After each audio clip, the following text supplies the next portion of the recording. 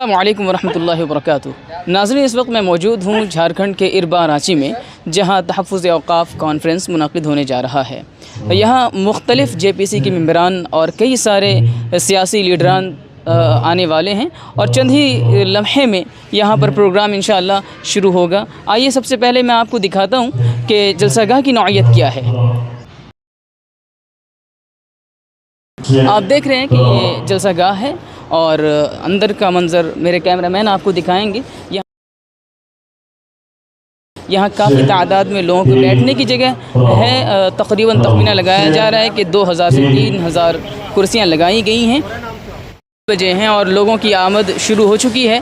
آپ دیکھ رہے ہیں کہ یہ پورا حصہ اندر کا حصہ ہے، اور یہاں پر بھاری تعداد میں لوگوں کے بیٹھنے کی جگہیں ہیں۔